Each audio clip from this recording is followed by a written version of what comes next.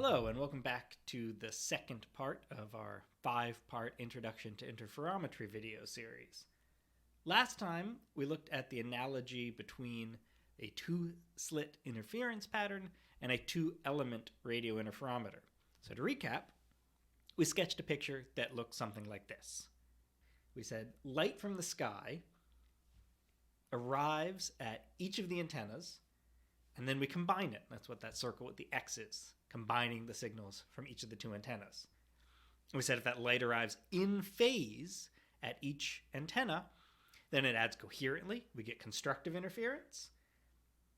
But if it adds destructively, meaning that the path length that light takes in going to one antenna compared with the path length that the light takes going to the other antenna is an odd number of half wavelengths, so that it's out of phase at each antenna, and we said that creates a fringe pattern, where in the two-slit experiment, this represented the pattern on the screen, but in the radio interferometer, this represents the amount of signal we get from various positions on the sky. And so we get a bright, strong signal from the center, but also the side lobes. And mathematically, we said this pattern was a sine wave times an envelope, where the period of the sine wave came from the distance between the antennas, and the envelope, this multiplicative pattern that's causing the sine wave to get weaker and weaker as we go away from the center, that envelope is set by the size of the antennas. Today, we're going to write that mathematically. So let's start by writing down what we want to measure. So I is a function of L and M. It's the intensity of the sky, so the brightness, as a function of position. So L and M are sky coordinates. In detail, they're the cosines of the angles away from the point of sky at the center. But think of them as direction coordinates. The fact that they're cosines of those angles is just a mathematical necessity. But I, that's the intensity of the sky brightness pattern. It's what we want to measure. We want to know what the sky looks like. Now we can write down the effects of the radio interferometer in measuring this sky brightness pattern. So the first thing we said is that there is a multiplicative envelope that comes from the size of the antennas. We call this function A of L and M, so it's also a function of position on the sky, the primary beam. It's a bit of jargon, but think of it as the multiplicative envelope. That means signals from far away, from L equals 0, M equals 0, the center of the sky, are suppressed. We get weaker signals the further away you get from the center of the patch of sky you're looking at. And again, it's set by the size of the antennas. The bigger the antennas, the narrower the primary beam. Another effect of the radio interferometer is to multiply by that interference pattern. Now, instead of writing that interference pattern as a sine wave, I've written it in complex exponential notation. So if you're not familiar with complex exponentials and how they can be used to represent sine waves, I'll post some resources in the video description that you can take a look at. But this form, e to the minus 2 pi I ul plus Vm, we call the fringe pattern. And it's telling us where on the sky, again, L and M, signals arrive in phase versus out of phase at the two antennas. These U and V terms are the coordinates of what we call the baseline. The baseline is the vector pointing from one antenna to the other. So what's important is not exactly where the antennas are, but the relative distance and position between them. So the baseline vector is measured in U and V, where U is east-west, V is north-south. And so this fringe pattern, again, think of the interference pattern on the sky, the oscillatory part, the sine wave, is determined by the positions of the two antennas, like we said with the two-slit experiment. That the further apart the antennas get, the bigger U and V get, the more rapidly this fringe pattern oscillates, where again, rapidly is not to do with time, but to do with spatial position on the sky.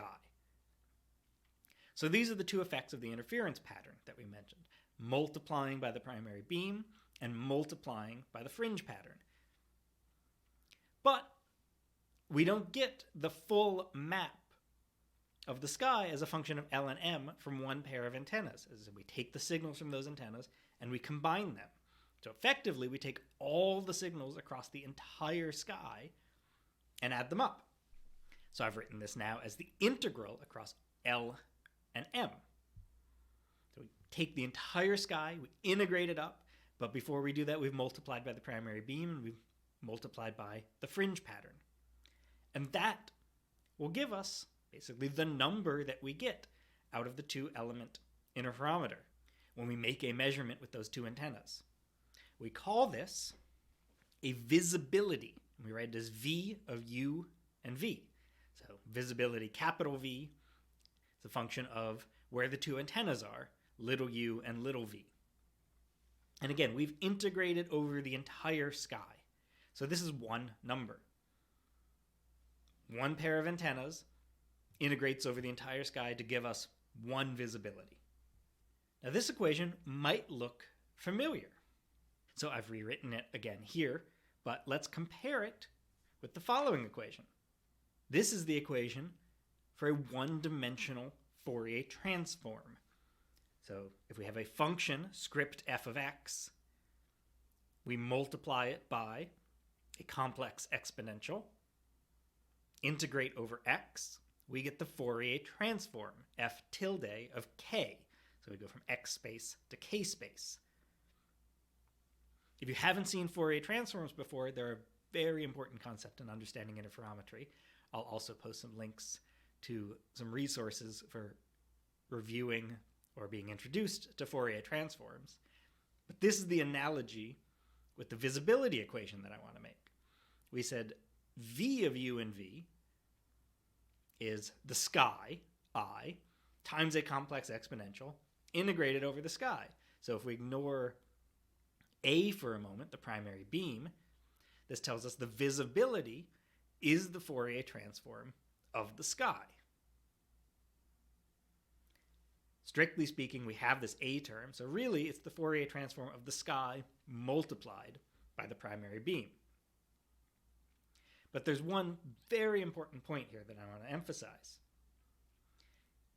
I do not get a map of the visibility at all values of U and V. The value of U and V, in which I have a visibility measurement, is determined by the position of my two antennas. I only get a visibility at one value of U and one value of V.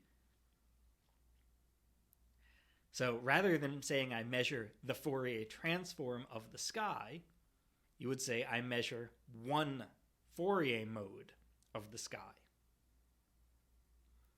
So one Fourier mode at position U and V. So again, it's important to note this is a two-dimensional Fourier transform.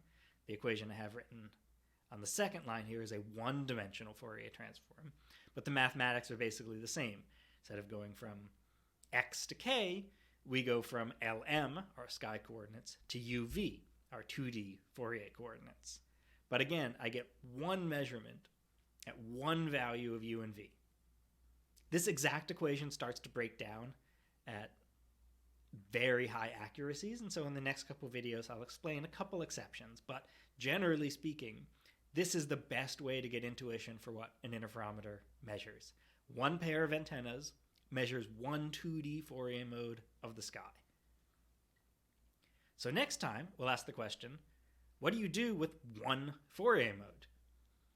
You can't get a map of the sky by measuring just one of its Fourier modes. So there has to be a way to get more Fourier modes, and we'll talk about how that is done in the next video.